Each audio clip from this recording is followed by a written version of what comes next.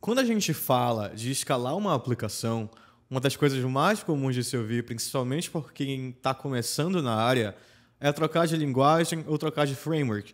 Seja porque existe um argumento de que o framework é lento, de que a linguagem é lenta, de que existe coisa melhor. Mas, gente, isso é uma decisão completamente errada na maioria dos casos. Antes de se tomar qualquer decisão tão brusca de engenharia, existem dezenas de coisas que você deve checar para ver se estão otimizadas e dezenas de formas de escalar sua aplicação sem tocar tanto na linguagem quanto no framework usado. O Fábio Akita fez um vídeo recentemente sobre como ele faria o ingresso.com escalar. E eu vou falar um pouquinho sobre como eu faria qualquer aplicação escalar e também dar um pouco da minha experiência. Então vamos lá. Antes de falar sobre escalabilidade, é muito importante a gente entender o que acontece quando uma requisição chega no servidor da sua aplicação. Quando a requisição chega lá, um servidor web se responsabiliza por ela. Pode ser o Nginx, pode ser o Apache, mas alguém vai ser responsabilizado por aquela requisição. Esse servidor web vai fazer algumas coisinhas, e uma delas é ou executar um script, o seu código, ou retornar uma página estática. Como a gente está falando de aplicações web dinâmicas, a gente está falando do caminho em que um código é executado. Aí você tem um intermediário, às vezes, como um servidor de aplicação, como o Passenger, ou então de gerenciador de processos, como o PHP FPM. Então, dando um exemplo, se você tivesse uma aplicação Laravel, o que ia acontecer é que o seu servidor web ia executar o arquivo index.php. Se você tivesse uma aplicação Rails, talvez o seu servidor web passasse essa requisição para um Passenger da vida. O ponto é, alguma coisa vai ser executada, e nesse caso a gente está falando do código da sua aplicação. Ou seja, nesse fluxo a gente tem, até o momento, o servidor web, o servidor de aplicação ou o gerenciador de processos, o seu código sendo executado, um terceiro carinha que a gente não falou, que é o banco de dados. Geralmente aplicações web se conectam ao banco de dados, e isso está atrelado ao código da aplicação, e por final a gente tem a resposta que o usuário recebe do servidor. Ou seja, tem muito mais coisa do que simplesmente a linguagem usada ou o framework usado. São outras variáveis além disso. E é muito importante a gente lembrar que todo esse processo é síncrono. Então, quando a requisição chega ao servidor web e ele passa para o seu código, se não houverem processos suficientes, essa requisição vai ficar pendurada até que hajam. Durante o seu código, se você faz uma chamada ao banco de dados, essa requisição também fica pendurada até o banco de dados retornar uma resposta. Então é tudo síncrono. Se uma pecinha está lenta, tudo vai ficar lento. Então, se o seu banco está demorando 1 segundo para responder, isso vai atrasar em 1 segundo a requisição inteira. Se por algum motivo não existem processos disponíveis no momento que a requisição chega, ela vai ficar pendurada até haverem processos disponíveis para ela. Ou seja, se você quer uma aplicação rápida, todas essas etapas têm que ser rápidas, não só uma delas. E quando a gente fala de uma delas, eu estou falando de um framework ou de uma troca de linguagem. Mesmo que você acelere, se o problema não for ali, se o problema for no banco de dados, vai continuar lento. Se o problema for no servidor web, vai continuar lento. Então, gente, antes de pensar em qualquer coisa, como troca de linguagem ou de framework, a escalabilidade vertical ou horizontal, sharding, qualquer uma dessas palavras, esquece isso. O primeiro passo é descobrir onde está o gargalo. É no servidor web? É na aplicação? É no banco de dados? Está num terceiro? É muito importante você saber isso. Para fazer isso, existem algumas ferramentas que podem te ajudar. Por exemplo, o New Relic. Mas só de olhar os processos rodando, a quantidade de memória disponível, você consegue ter uma ideia do que está gargalando. Uma das coisas que costuma ser um problema em aplicações web que estão crescendo é o banco de dados. Então é muito importante você verificar que tem CPU disponível, que tem memória disponível ali, que as suas queries estão otimizadas, que as suas queries estão rápidas. Se as queries estiverem devagar, você já sabe onde é que está pelo menos um dos problemas, é no banco de dados. Então, você tem que garantir que as suas queries estão rápidas e otimizadas, verificar se as suas tabelas têm os índices corretos. Quando a aplicação cresce, é muito comum as tabelas não terem os índices necessários, e aí as consultas começam a demorar centenas de milissegundos e às vezes até minutos. Essa é uma correção simples que você consegue fazer em poucos minutos e que vai, dependendo do caso, se for um problema, deixar as suas consultas no banco de dados ordens de magnitude mais rápidas. Índices são muito importantes, eles têm que ser usados corretamente. Não adianta pôr índice em todas as colunas, isso não vai resolver. Os seus inserts vão começar a ficar lentos, mas você tem que ter índice nas colunas que você mais consulta. Por fim, é sempre importante verificar: o banco de dados está com CPU sobrando, tem memória disponível. Às vezes você tem muitos dados, você tem muitas operações e o uso de CPU simplesmente vai lá para cima e tudo fica devagar. Então é muito importante olhar essas variáveis também. Às vezes o banco de dados não é o vilão, às vezes as requisições estão sendo simplesmente terminadas abruptamente pelo servidor e aí você tem que olhar alguma coisa. No seu servidor tem memória suficiente? Tem CPU suficiente? Às vezes não tem, e nesse caso você realmente tem que escalar verticalmente ou horizontalmente. Mas, em geral, verticalmente já resolve. Claro que eu estou falando aqui de aplicações que estão crescendo, mas que não são gigantescas. Se você já é uma aplicação muito grande, você com certeza tem alguém para te ajudar a como escalar a sua aplicação. Esse vídeo aqui é mais focado em aplicações pequenas para médias e também para garantir que as pessoas não vão andar à frente do cavalo. Existem coisas mais simples de se fazerem que podem acelerar a sua aplicação. Mas voltando para o que eu estava falando, da questão do seu servidor web, da sua linguagem, é muito importante garantir que sempre tem recurso disponível no servidor. E aí tem duas situações. Ou o seu servidor e o seu gerenciador de processos, ou o Passenger da vida que seja, não estão otimizados, ou eles já estão otimizados e simplesmente não têm memória ou CPU suficientes. A primeira situação, onde o PHP FPM ou o Passenger não estão configurados corretamente, é a mais comum. Tem muita gente que instala essas ferramentas e deixam elas como elas vieram. Mas, às vezes, você tem um servidor com muito mais memória. Um exemplo clássico é quando você instala o PHP FPM e você não aumenta a quantidade de processos disponíveis para o PHP FPM. Então, vai chegando requisição, ele já está no limite de processos disponíveis e simplesmente pendura aquela requisição até abrir espaço para o novo processo. Mas isso vai. O PHP FPM, eu nem lembro a configuração original, mas é bem baixo. Se você tem um servidor com mais memória, com mais CPU, você tem que saber mais ou menos quanto cada processo gasta de memória e otimizar aquilo para utilizar a capacidade inteira da máquina. Isso é válido também para outras linguagens, para Rails, no caso Ruby, para Python, para Go, para tudo. É sempre importante que você consuma o máximo que a máquina dispõe. Não adianta você ter uma máquina de 16 GB de RAM, 4 CPUs, se você está usando 2 GB de memória RAM. Então, gente, é muito importante ter pelo menos o básico de monitoramento para te ajudar a descobrir onde estão os gargalos da aplicação. É no banco? É no gerenciador de processos? É no servidor web? Tem que ter isso. E ferramentas como o New Relic te ajudam a medir a performance da aplicação em todos os níveis, tanto do servidor web, quanto do código executado, quanto do banco de dados e tudo mais. É muito importante ter algo como isso rodando no seu servidor.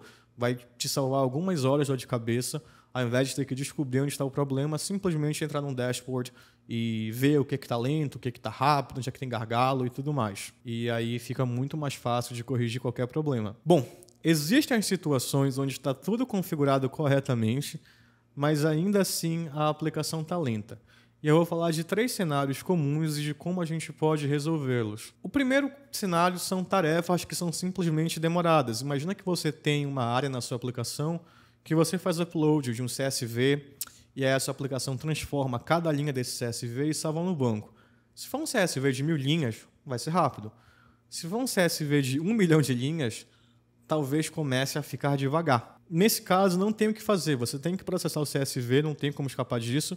E é um processo naturalmente demorado, não tem como fazer isso ficar mais rápido. Uma coisa que você pode fazer nessas situações é transformar esse processo num job e enfileirar ele.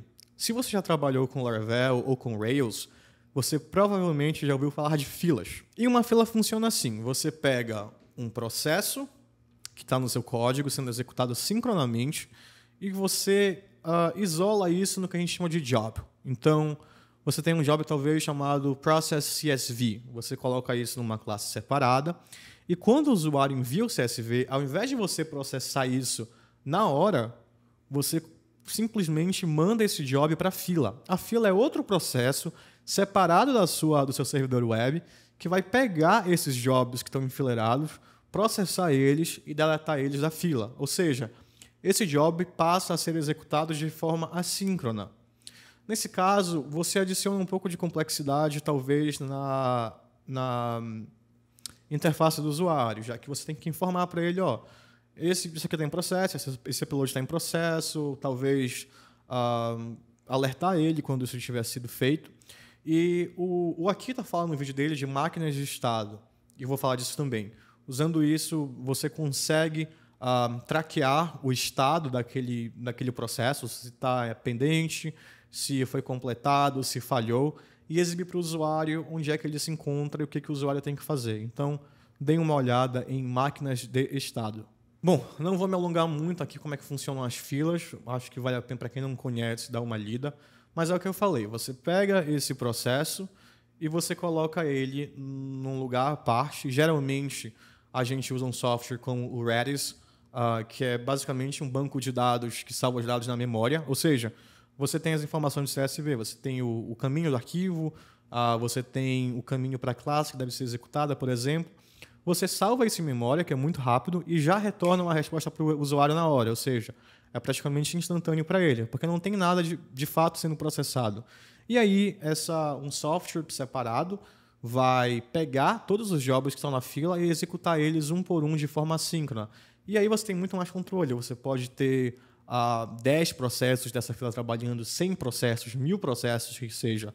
Eles vão entrando na memória, a fila vai pegando eles e executando. Ou seja, se você tem, digamos que cada CSV demora 10 segundos para ser processado, se você colocar 10 jobs, você consegue processar 10 CSVs a cada 10 segundos. Se você coloca 100, são 100 CSVs a cada 10 segundos e por aí vai.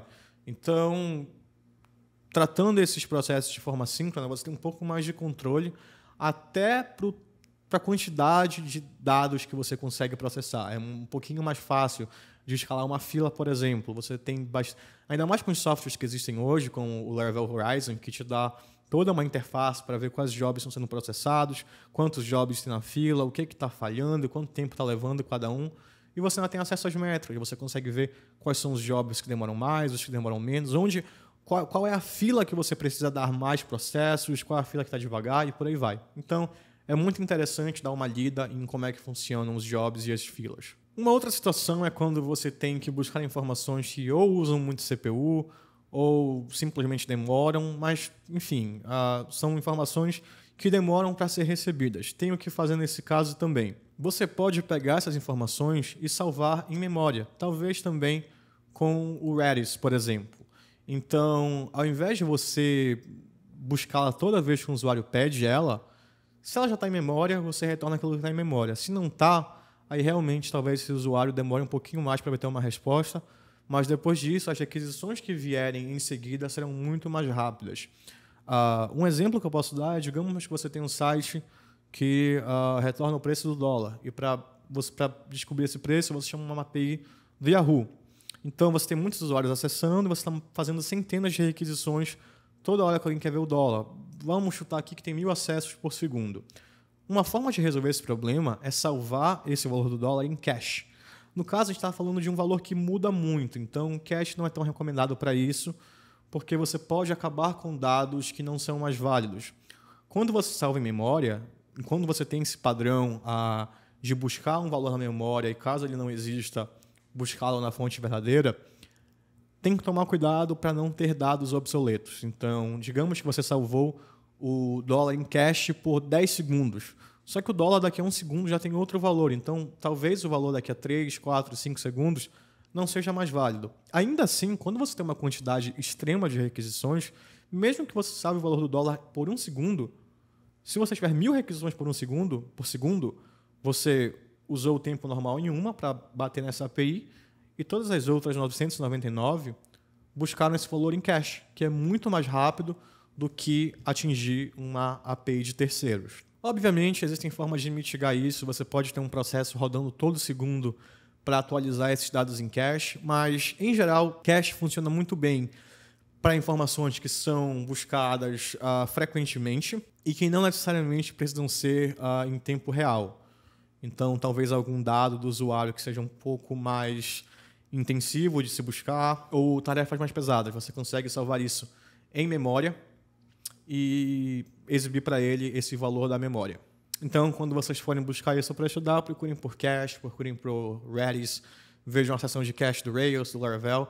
Mesmo que você não trabalhe com isso, tem vários casos de uso e como é que funciona e tudo mais. Então, principalmente o Redis, ele é bem maleável, você pode fazer muitas coisas com ele. Mesmo usando as coisas mais simples, só de você conseguir setar uma data de expiração para um item em cache, já te ajuda muito, porque o seu sistema nem precisa se preocupar em validar aquele item. O próprio Redis já faz isso para você. Então, se você vê que o item não existe em memória, você pega um novo. Se existir, você retorna o que está em memória. Então, fica o item de estudo. Continuando, tem uma situação ainda mais extrema, que é retornar a resposta inteira em cache.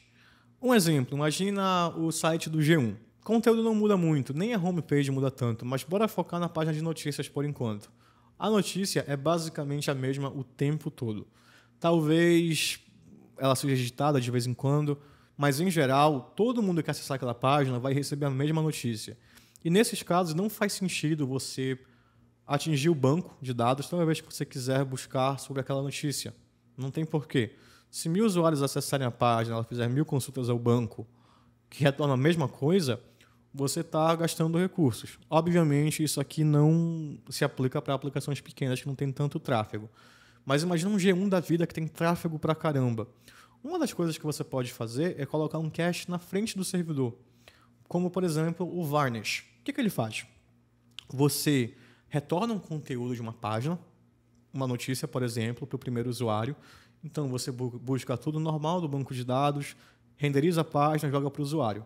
E aí você avisa o Varnish que aquela página está em cache, que ela não precisa ser retornada de novo, não precisa passar pelo servidor web, passar pela sua aplicação, passar pelo banco.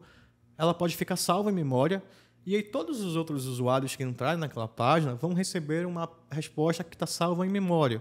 Ou seja, ao invés de passar pelo servidor web, pela sua aplicação, pelo banco de dados, para finalmente ser retornada, a requisição vai, o Varnish intercepta essa requisição e já retorna para o usuário a página como está salva em memória. Claro que nesse caso, um pouco mais extremo, você tem que tomar alguns cuidados, principalmente em validar esse cache toda vez que a notícia for alterada, ou um comentário for adicionado, ou qualquer coisa mude e que esse conteúdo precise ser também mudado.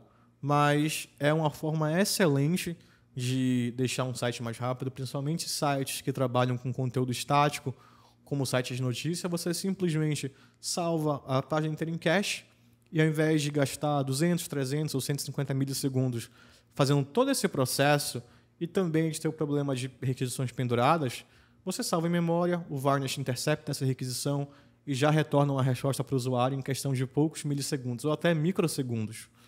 Então, é uma forma muito efetiva de trabalhar com cache de páginas estáticas. Então, bom, para resumir tudo o que eu falei aqui no vídeo, uma listinha do que você deve fazer para escalar a sua aplicação ou garantir que ela está otimizada. A primeira é ter uma ferramenta de monitoramento. Assim você consegue ver o que está lento, o que está consumindo muita memória, o que está consumindo muito CPU, e você consegue determinar onde está o problema. O segundo é você garantir que seu servidor web, seu gerenciador de processos estão otimizados para as máquinas em que o código está rodando. O terceiro é garantir que o seu banco, que as suas queries estão otimizadas e corretas e que o seu banco, as suas tabelas, têm os índices corretos também. O quarto é, obviamente, verificar como está o uso de CPU, como está o uso de memória, se está sobrando, se está faltando, e garantir que sempre tem uma margenzinha para quando você tiver um pico de acesso. O quinto é enfileirar processos longos. Qualquer processo que dure muito tempo e que não precise ser retornado para o usuário imediatamente, você pode processar de forma síncrona numa fila. E o sexto é salvar em cache informações que são acessadas frequentemente e que não necessariamente precisam ser buscadas em tempo real. Eu vou adicionar outra coisa nisso. Existem vários serviços que te permitem fazer o que a gente chama de auto-scaling, ou seja, baseado nas requisições que você está fazendo, ele automaticamente escala a sua aplicação. Mas, se o seu banco não estiver otimizado, se o seu código não estiver otimizado, se não tiver tudo legal, você vai escalar muito mais do que você deveria. Então, talvez ele dê conta de fazer a sua aplicação escalar, mas de uma forma muito porca, gastando muito mais e tendo resultados e requisições demorando muito mais do que deveriam. Por isso que mesmo que você use algo como o Heroku, que você use o auto-scaling da AWS, etc., é muito importante que os seus processos, que os seus códigos, que o seu banco, que o seu servidor web estejam bem configurados. Talvez usar essas ferramentas com um código ruim, com um banco de dados ruim, sirva para tampar o problema, mas não vai resolver. E para finalizar esse vídeo, eu vou falar um pouco de uma experiência que eu tive numa consultoria. Não vou dizer muito, mas era uma aplicação que processava um pouco mais de 100 milhões de jobs por dia. E essa aplicação custava muito dinheiro para manter. Eu acho que os custos giravam na faixa de, se eu não me engano, de $22 mil por mês. E houve a tentativa de troca de linguagem para deixar mais rápido. Houve até a troca de banco de dados. Migraram de MySQL para MongoDB para ver se corrigia esse problema. Mas o problema não era nem o banco, nem a linguagem. O problema era código ruim, ineficiente e um banco mal otimizado. Então, enquanto essa aplicação tinha sharding no banco de dados, tinha 6 servidores rodando atrás de um load balancer para garantir respostas rápidas, mesmo assim, toda vez que entrava mais registro no banco, você tinha que escalar o banco de dados. Então, era meio uma corrida sem fim. Toda hora você estava aumentando os custos e adicionando servidores. Porque o problema não era nem a linguagem, nem o banco de dados, não o banco de dados em si, mas era a falta de otimização. Então, nós fizemos bastante coisa, demorou um pouco, mas no final de tudo a gente voltou para o MySQL, a gente tirou o Golang, que era o que estava sendo usado por ser supostamente mais rápido. É uma linguagem muito rápida, mas nesse caso a linguagem não era o gargalo era outro. Então a gente corrigiu o banco, adicionou os índices necessários, melhorou o código, enfileirou o que era preciso, dividiu vários jobs que eram muito longos em jobs menores e a gente conseguiu reduzir esse custo da casa dos 20 e poucos mil dólares para $1.800. E não só isso, esse não foi só o custo que melhorou tanto, mas a performance da aplicação melhorou muito. Justamente porque o problema não era a linguagem nem o framework. O problema era banco mal otimizado, código mal otimizado e jobs. Pelo menos tinha fila, né? Podia ser pior, mas os jobs não eram muito bem escritos. Então, resolvendo esses problemas, a aplicação começou a rodar tranquilo, não teve mais nenhum problema. A gente implementou auto-scaling também, então, se tivesse muita requisição, ela expandia automaticamente, mas o banco rodava com muita folga depois disso. Era uma aplicação que fazia muitas queries, então diminuir a quantidade dessas queries com queries melhores foi também um grande fator para ajudar essa aplicação a ficar mais rápida. Então, gente, a não ser em casos muito específicos, trocar de linguagem ou trocar de framework é uma decisão muito grave e não necessária. Existem dezenas de outras formas de fazer a sua aplicação ficar mais rápida e que não envolvem nada tão custoso ou trabalhoso como trocar a linguagem usada pelo projeto.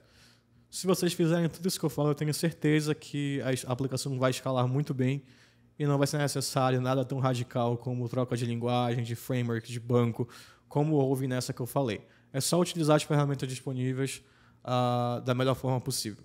Então, o vídeo é esse. Me digam o que vocês acharam, se tiverem alguma sugestão, alguma dica. E é isso aí. Os comentários estão aí. Valeu, obrigado.